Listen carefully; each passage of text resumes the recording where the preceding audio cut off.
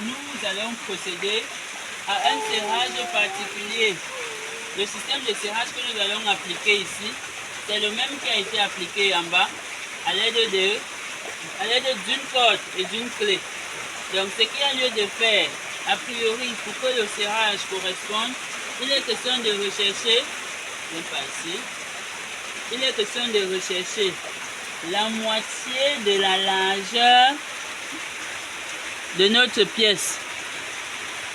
On se déplace de façon horizontale et on repère ici.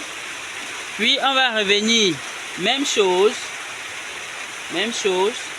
on repère de l'autre côté. Voilà, vous voyez les points de repérage que nous avons fait tout à l'heure. Il est question maintenant de positionner nos pointes. Et le positionnement des pointes doit être fait de telle sorte que la corde puisse passer là, sans toutefois glisser. Donc on va avancer les pointes de telle sorte à pouvoir enlever après le serrage, bien sûr. La première pointe est posée et elle est solide.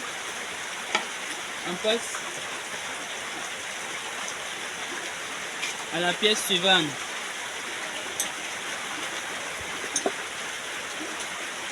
C'est pas bon de clouer dans le vide. Donc c'est quelque chose à éviter tant que cela est possible. En clouant dans le vide, ça peut créer des fentes. C'est bon. Donc actuellement, il est question de passer à l'encollage. A priori, nous avons fait un faux tenon pour pouvoir supporter les deux bras que vous voyez là. Bon, l'encollage va se poursuivre comme suit. On met la colle à l'intérieur des mortaises. Il faut mettre suffisamment de colle pour assurer une bonne prise. On va mettre également sur les épaulements. La pièce est circulaire, donc il était question de travailler pour que ça puisse dormir correctement sur son axe, sur son pied central. Ok, on dépose la première pièce et on poursuit avec celle d'à côté.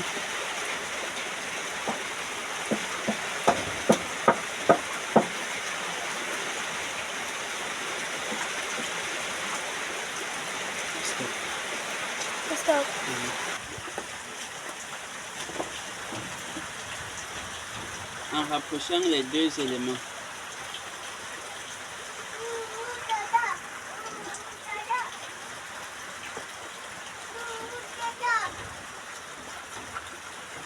Maintenant, nous procédons au serrage.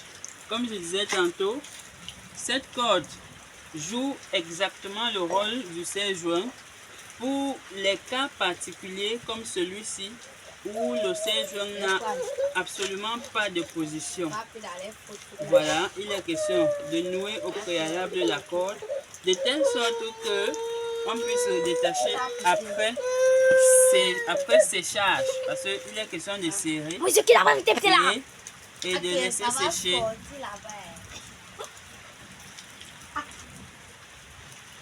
Voilà. Donc ici, nous procédons par serrage à l'aide d'une clé en bois.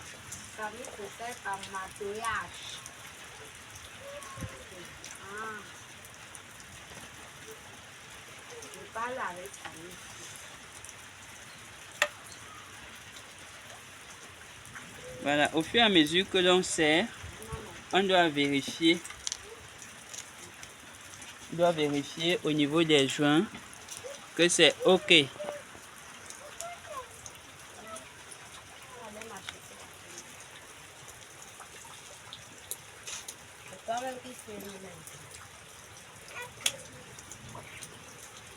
OK. Voilà, lorsque c'est déjà bien serré, on trouve un moyen de caler la clé afin que ça ne bouge plus. Il est question de caler la clé. On trouve un moyen de bloquer la clé pour que ça ne puisse pas rentrer.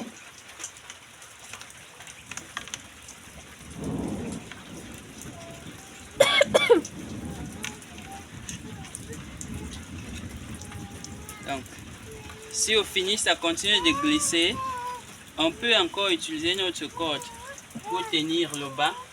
Ou alors on positionne une autre pointe pour empêcher à la clé de bouger. C'est bon.